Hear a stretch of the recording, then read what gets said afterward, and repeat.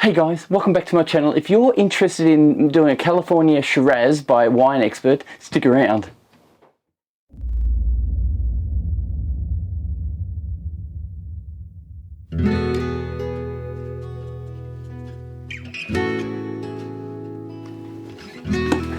So what we're doing today is a Winexpert Shiraz. It has wood chips in it and it has a few other things. It's been sitting around for a while, probably about 6 months sitting in my shed, and the temperature's been going up and down for that time. I just haven't had time to actually get it done. So I'm doing it now. The only thing I'm changing is I'm actually going to use a different yeast. I'm using a Mangrove Jack's wine yeast. So I'm popping that in. You'll see the wine yeast, so I'll show you what that's about. And we're using that because the yeast that comes with it has been up and down in temperature, hasn't been refrigerated or kept locked up anywhere. Basically, I just didn't get time to do it. So I figured, don't risk it. Use a new yeast and brew your wine. So let's get started, shall we? All right, it's been a very hectic week and I'm at the weekend. I'm making a beer, and you'll probably see me in my beer. This is my beer shirt, and I'm making this wine. So I'm making two videos at once. This video, for the wine, is going to be a little bit longer winded than the beer video. So we're going to add our bentonite today. Now in the kit, I'll just tip out this sanitizer. In our kit, the instructions say, use 2 litres of boiling water, throw that into your fermenter or whatever you're going to work with. So I've thrown it in the fermenter, and I'm going to grab the bentonite. Now I'm not going to do an unboxing this time, usually I do, but I'm sure in my old videos that you guys may have seen, it's in there as well, and you would have seen that. I'll give you some light too, there you go. Now I poured the water in. I'm going to get my packet of bits. In this packet I'm going to need the bentonite. The other items in it are going to be explained later on. Usually with these wine kits, you get pretty much everything you need. You get the instructions and a whole list of things you can write down as you go. I'm not going to use it because I'm so used to doing this now. I'm over it, I don't need it. The one thing I really need right now is bentonite. I've got to put it in slowly so that it doesn't coagulate, and it's something I've talked about before. You basically need to use a plastic spoon, plastic stirring stick like this one, and you pour it in, and I'll bring you over so you can see what I'm talking about. You pour a little in, just like that, and stir. And because this is boiling hot water, bacteria is being killed continuously in here.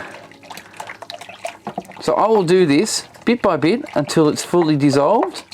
Now you don't have to have it dissolving or dissolved perfectly, but this will definitely help. Be patient and take your time. You'll be satisfied with the results at the end. So I'm going to get this done. I'll get back to you as soon as I finish dissolving the bentonite, and we'll go to the next step. So for you brewers out there, it is vital that everything is sanitized, and if you use no rinse sanitizer, you've got a good chance of not having an issue at all. No rinse sanitizer will basically work as a nutrient for your yeast. Now this is EC118, which come with the kit. The problem is it's been sitting in my shed for about 3 months, and we've just gone for a pretty hot part of the season in summer, and I don't believe this is going to be any good. I think it's going to be dead. So I'm going to use my own yeast. So we're going to fill it up with our wine concentrate, which is Shiraz. So a good hint, if you guys are doing a Winexpert kit, is to actually grab the handle and poke your nozzle through the handle hole. It'll help with pouring it later. So this is what I mean. I'll pop the nozzle through the handle so it's solid, and I can pour it without having to try and struggle with the bag, trying to leave my arms every time I try to pour it.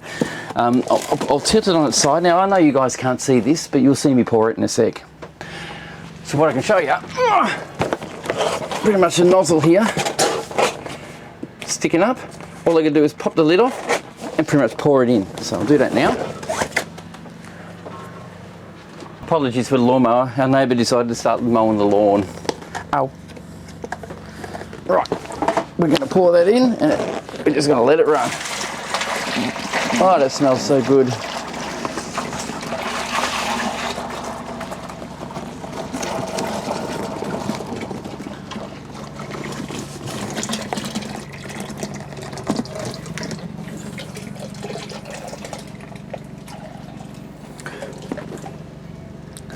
So as you guys are aware, I've said it already, we're doing, what is it, a 23 litre batch. And what I'm doing is I'm putting 8 litres of concentrate, 2 litres of water with bentonite. I need to rinse out my container, which still has a fair bit of concentrate in it, which is, you know, going to make a big difference. So I'll just fill it back up with water, and I'll pour that in, which should be another 8 litres, hopefully, around about. And then I'll go from there. I do have a little gauge on the side of my bucket here to tell me how much water I've got in there. I'll get it up to 23 litres.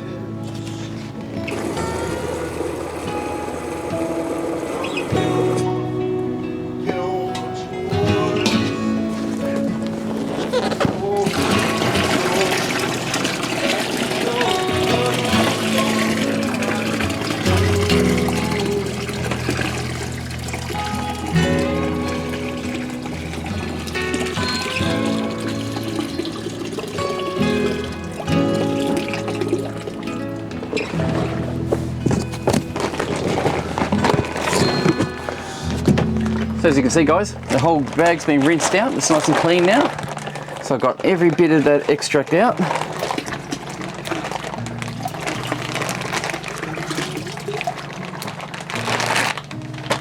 So what we've got left now is a few more litres. We're at about 21 litres, so I need to put 2 more litres in to get to 23 litres.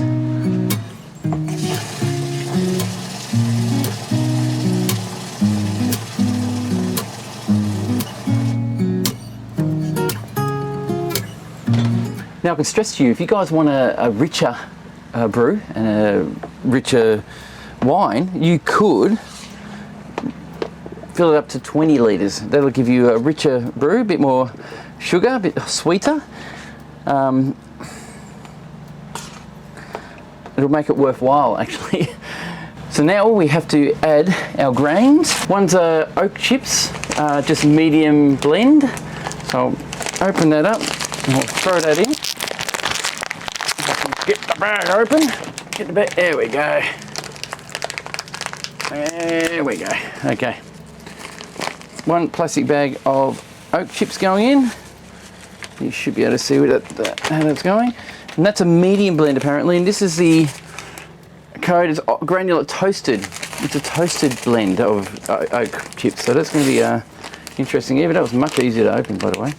Have a look at this. It's really powdery. Look at that. So we'll stir that in nicely, get it all coated properly. This will give you that flavouring that you get through barrels over, you know, your 4-week time or what is it, 2-week fermenting time. Yeah, so that'll definitely help create the illusion of a wine barrel flavouring, aging and all that stuff. So I've got that stirred in. The only other thing I need now is to go and grab my yeast that I know is still in good nick. This is something different that I haven't done before, and if you look at some of my older videos, I've always used the EC 118 yeast by Levelin. But today I'm changing it up because my yeast is old and I think it's going to be a problem. I'll just put the lid on for now just to make sure that bacteria don't drop in there while I'm walking away. I'm going to go get this yeast. I'll be back in 5.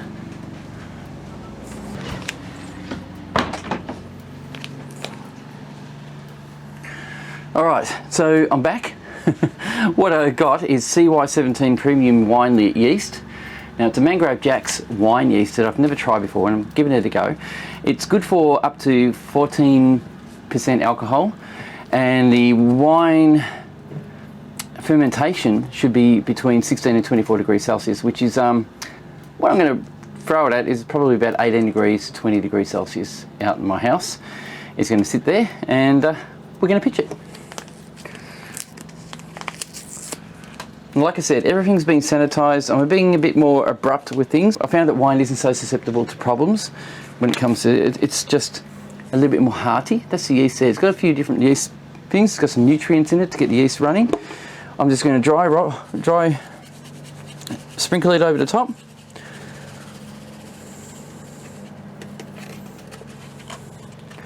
And that will now be sealed into the container. I'm not going to stir it. The yeast will hydrate and fall to the bottom. It'll still work fine.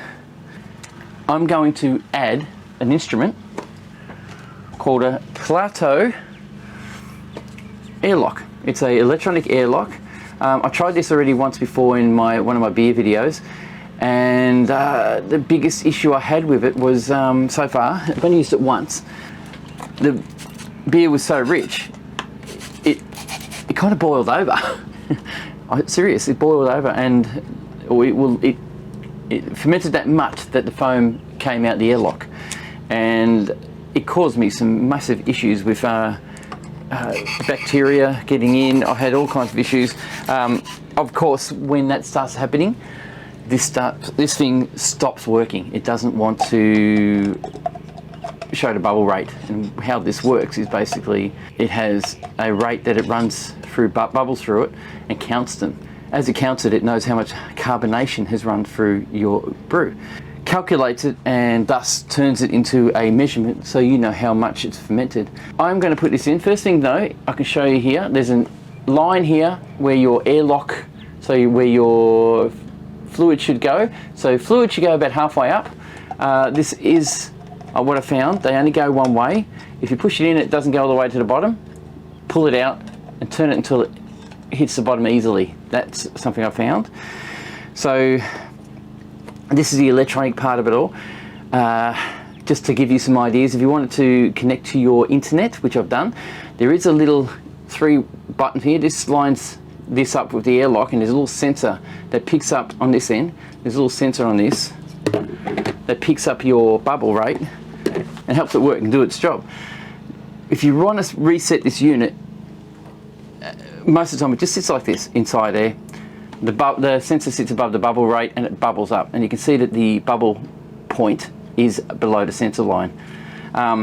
If you want to reset it, you turn it upside down, you find the notch that says reset, and you use the notch that's on the bottom of that and line it up and hold it. I don't want to do it. Hold it down while the power's on, and it resets the unit to factory reset, and then you can reconnect it to the internet and get it running again. I've already set this up for my phone, so I'm going to keep it going. I've actually set it up for my internet, so it should work straight away. I'll fill it up with sanitizer to its rim. I've got a little sanitizer over here.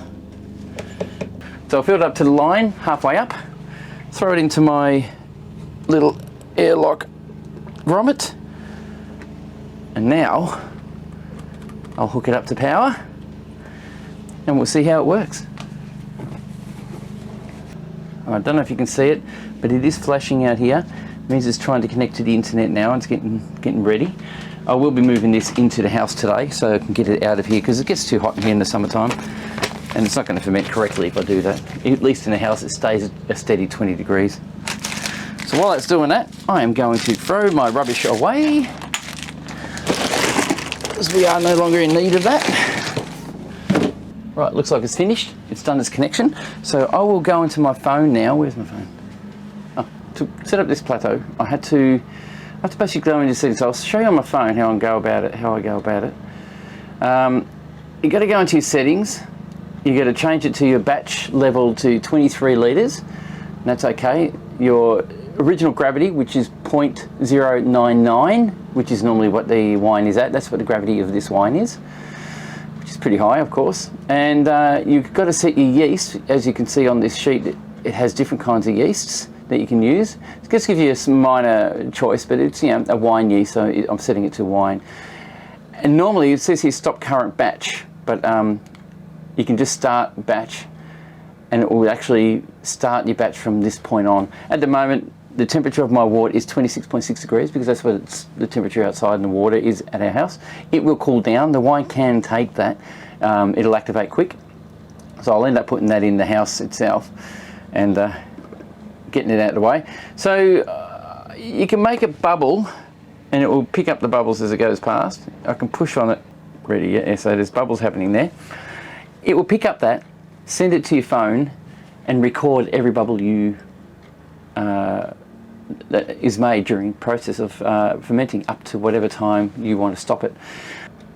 The idea of it is to count the amount of CO2 that has been extracted through your wine or your ferment, going on the calculation of how much yeast or what kind of yeast it is and how many bubbles have bubbled. That means that the amount of CO2 has gone through or passed through the sensor.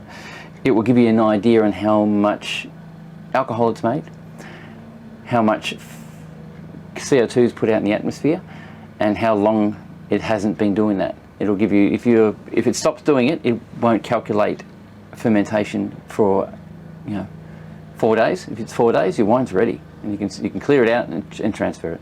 Once it's finished fermenting, we'll get back to you, and we'll start working on clearing it out and transferring it into a secondary. So we'll see you then, guys. Cheers.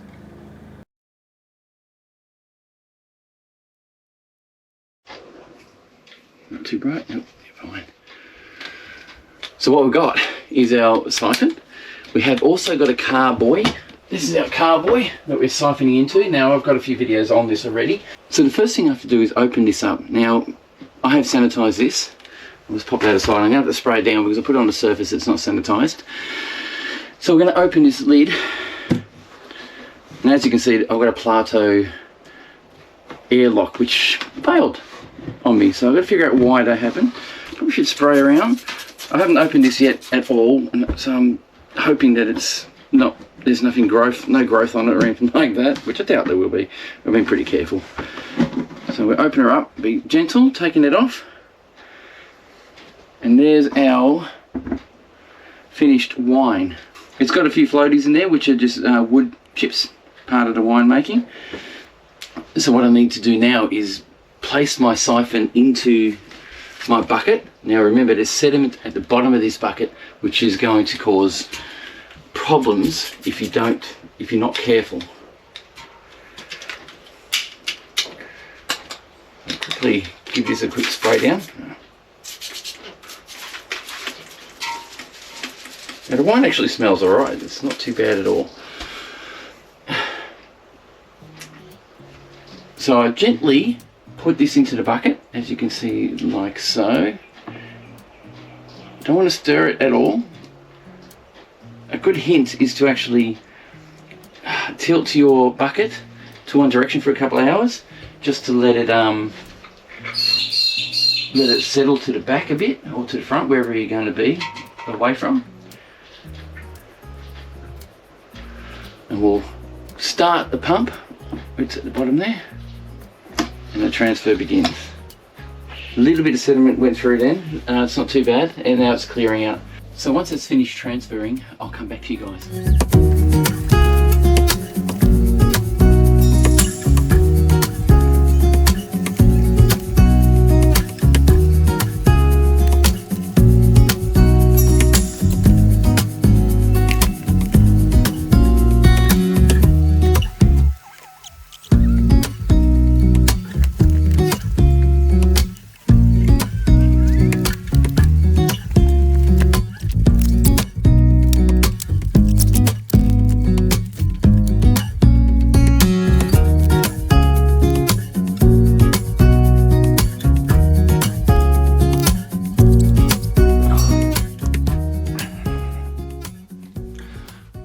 Here.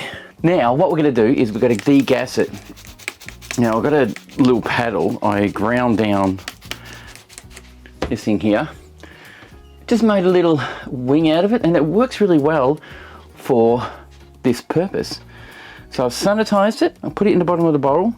What we need to do when you get fermentation, when you ferment things, basically yeast poops out alcohol and carbon dioxide, and the carbon dioxide makes our wine fizzy. So we need to get rid of that fizziness. First thing we do is add your sulphate, sorbate and sulphate, which is in one packet nowadays. Breathe that in, that is a chemical. A bit of a dust there, sorry mate. These little balls, hopefully you can see that, they need to be mixed in for about 4 minutes with a drill and about 10 minutes without a drill as you degas the actual wine. This will kill all the yeast and create, stop the fermentation from carrying on. So I'll do the degassing and I'll come back to you for the last part.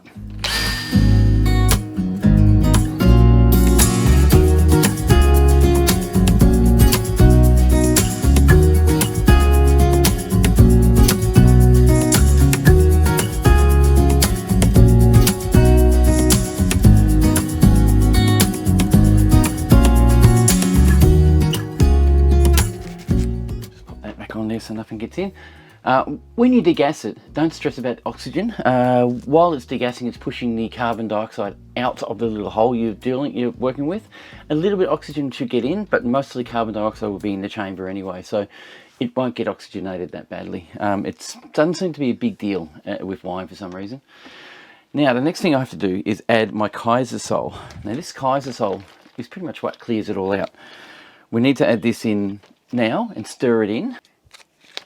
So what I've done is I've just cleaned my scissors with sanitizer, just so we can minimise the amount of bacteria we're putting in. Just squirt around the area, especially the implements that I'm using.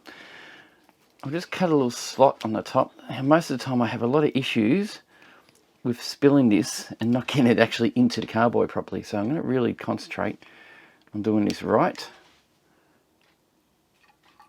Oh, that worked a bit better. Nearly buggered it again, but this time the whole lot went in. The last one I did, I spilt most of it out the side of the carboy, and it really made a difference. The wine was definitely not as clear and not as clean tasting.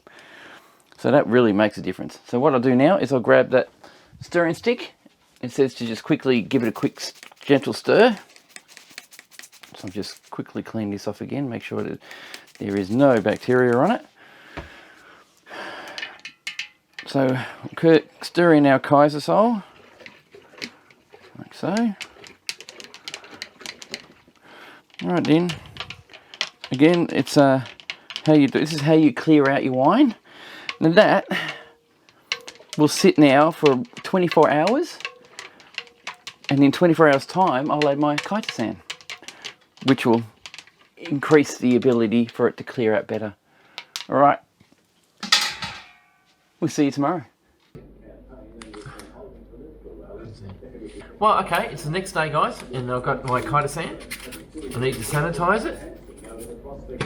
Just sanitizing my scissors here. Just make sure everything's clear and clean, no matter what. It's been in a lot of people's hands, this one, and we want to put it in. The wine has now settled a little bit with Kieselsol. With Kieselsol and Bentonite and all that other stuff that we put in there to clear it out and preserve it. I'm going to pop the lid off. You probably can't see what I'm about to do here. So quickly cut. Look at that. Quickly cut it. Cut the packet and pour it straight in. Now, you can't see where I'm pouring it, sorry. A lot of time I've been videoing today, this week, has been me pouring stuff where you can't see. But it's alright. It's all about clearing out and making our wine clear and nice. So now I've poured that in, I've stirred it around and mixed it in a bit. And now we're going to wait for another 14 days to let that clear out properly at 20 degrees Celsius. We're going to leave it in the house so it doesn't get too hot. And the fermentation will stop. We have about 13% alcohol and a really good wine. Alright, cheers guys, see you later. Hey guys, welcome back. We are at bottling time. I've set myself up for bottling. This is my wine that's been sitting inside this bag, keeping it dark so it doesn't get too sun bleached or light bleached. So today I'll reveal what we've got. Here's our wine.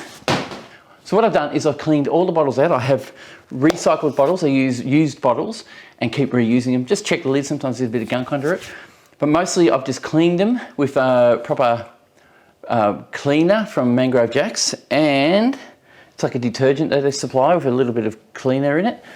It's really good actually, it works quite well. And then I rinsed them with cold fresh water, and at the moment all I have left is a bucket of sanitizer with my siphon and everything else ready to go to siphon it out of here into my bottles.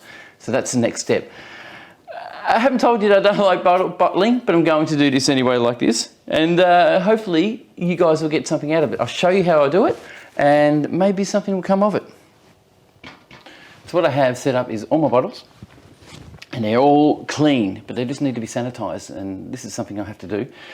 I've got a bucket of sanitizer, about 5 litres of sanitizer in there, made from just stellar sand. I have a bottling injecting rod thing. This thing works a treat, and all I'm going to do now is grab one of my bottles, remove the lid, place sanitizer inside them so they're nicely sanitized, and then put them into the big bucket here so that if I have any spillage, it doesn't make a mess on my floor. I have towels down here as well, rags and cloths and things and all that. So how this works is basically this fills up with sanitizer inside it, and when you push down on the bottle, you push down and fluid injects up into the bottle. So you should be able to see that. Sanitizer injector in the bucket, water injector, bottle sitting on top of it. Got a little ridge here on the end. That's there. That pushes against the bottle, and we push. And all the sanitizer just squirts up inside to the bottle like so. Once that's done, we rinse out, we just shake out what we don't need and put that into our container, which is sealed. So if we do have a, I don't know, a mess, it won't go all over our nice tiled floor. So what I'm going to do is I'm going to do 28 bottles of these and just basically throw it on time lapse, just so it's not so boring for you guys. All right, here we go.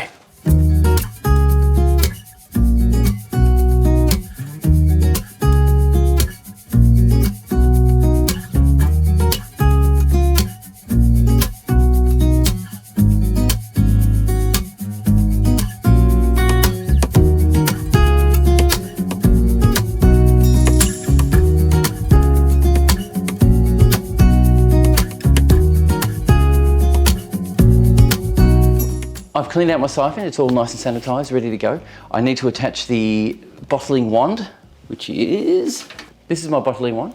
Whoop, there's some sanitizer in there. I need to attach it to the end of this, so that should be quite easy. Yep, there we go. Because the pipe has been used for this before, it's been stretched a little to help me do that, so it makes it a lot easier to get it back on. So what I have to do now is feed my siphon into my carboy without stirring it. It's been sitting for weeks and weeks clearing, and I want to really be careful. That's the reason why I have moved this into my brew shed, because I didn't want to stir it. I just put it up on the table and I'll leave it here until I've done it now. So here goes. I'm going to open the lid. That's sanitizer, by the way, in the airlock. Throw that in, very gently drop it in, very gently. Try not to stir it up. All the way to the bottom until you hit the bottom, really gently, gently. That's it, it's touching the bottom. Don't want to move it. What I need to do is inject some fluid into the tube just to clear it out before I start putting it into bottles. So I'm going to need a bottle to put that into. Now this is all gravity fed, so it's going to be down on the floor. So I've got the spare bottle. This is something I just keep aside, just for this sort of thing. I'll place my bottling wand into the bottle and push down on it. And then I'll lift my siphon rod gently. I'm going to stir this up. So what will happen is it will start to flow just like that. And I'll just let it flow a little bit just to get some fluid through. Stop it there. So that's actually quite clear. It's not too bad at all. And what I'm going to do now is just feed that into one of the bottles so I don't lose all the wine. And that I will just test later for the gravity. So we'll now get started. The siphon has started, the fluid is flowing, the gravity is working, and we'll start bottling all our bottles. So you can't see too well. I'm going to show you on this camera. Yep. How I bottle. Basically, it's been flowing because it leaks a little. You just push down and gravity does the rest. When I fill it up, I'll fill it up to about here. I hope you can see, yep. And then we'll go to the next bottle and cap it later. So it should be all right to sit there. So it'll flow up to the top until it comes out at the top a little. That's it. Go into the next bottle. You've got to be gentle doing this all the time. It smells really nice. So I'm going to do that to each and every bottle, but this time I'll just leave the bottle in the actual, what do you call this? In the esky, so that I don't make a mess.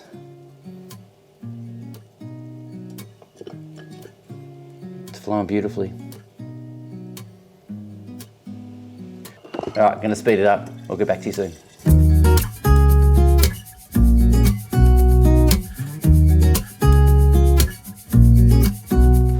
Well, here's something unexpected. The actual bottling tip came off in the bottle. I did not expect that to happen.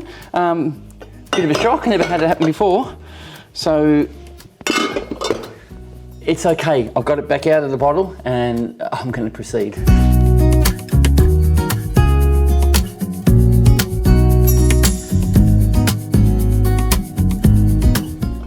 You know, something I've noticed with this one, it smells really good. It smells really fresh. And just a minute. And you wouldn't believe the wood smell I can get. I'm getting oak chip smell and scent. It's really smelling good. Quite happy with that. So I thought I'd just report that as I was filling the bottles. All right, see you soon.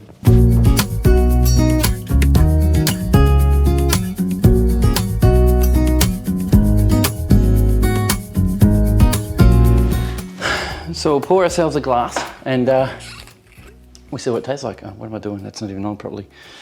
All right. Oh, look at that. Already looks good. Now remember, this hasn't aged yet. It's not ready. It needs a while, sometimes up to 2 years to age properly. Of course, it's not going to last in my pantry for 2 years. This glass is pretty clear. Looks like it's really lacing up, or you probably can't see it really well. I'll probably show you a bit closer. There you go, I'll give you a bit of a closer look at that. It's lacing on the sides nicely. Really good actually. It's a little bit of oil in it, I suppose is what you would call it. Smells fresh, so it's not perfectly new yet, perfectly aged yet. So it's going to have a bit of time to mellow out a little bit. So it's going to have a little bit of a bite to it. But I can smell the oak in there, and of course the alcohol. But it's really, really looking good. Very clear. Let me see if I can see a light. I'll pop a light on it if I can. Oh, now I just blinded myself. You guys probably can't see that. Maybe in here you will. Nonetheless, it's really clear. I've got the wrong angles for colour. So what I'll do is I'll take a photo of it and show you right now. Yeah, it's looking really clear and it's nice.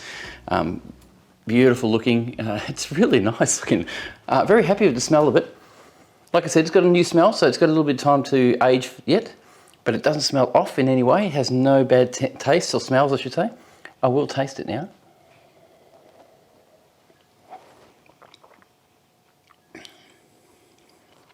Oh, it's gorgeous. Wow, that's going to taste so good when it's finished. That is already nice. But the flavour, that's beautiful. It's sweet. It's a little bit sweet. But I did use a different yeast than I had in the kit, which was a Mangrove Jack's yeast. And still, it is a very, very tasty wine. Very nice. Quite happy with that, to tell you the truth. It's good. Cool. All right. I'll leave it with you. All I'm going to do now is leave you a bit of video on where I store it and how I store it.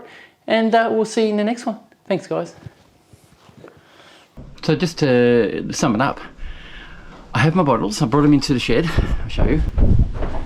My son helped me carry them in there. They're pretty heavy. I'm going to take them out and I'm going to place them in this little case here. So that comes out. This sits in underneath my desk for a bit, just to make sure that you know, little critters can't get to it, and you know, because that can be a problem. And what I'll do now is I'll actually stack all the doughs into here with this insulating stuff around it, and leave it sitting in there. I'll put a little top on it so it doesn't get affected, and hopefully the fluctuation in temperature won't be too much, and we can get away with it. So that's how I store all my stuff. I basically store it to leave it there. I won't drink it for at least 3 months, and then from there I will start pulling it out and put it into my little wine rack I have in the house and share it with people. So it's about 3 months before I start drinking it properly. I have one bottle sitting there that I need to drink straight away because it's got a dodgy lid and it's going to go off if I don't get onto it now. But other than that, I won't touch it for a while. So I'm going to end it here. Thanks guys for watching. Thanks for subscribing. If you like what you saw, please give me a thumbs up because that really helps with the video and the channel growth. And if you have any questions, just pop in the comments, whatever you need to talk about. I'll try and answer them if I can. I'm not a professional.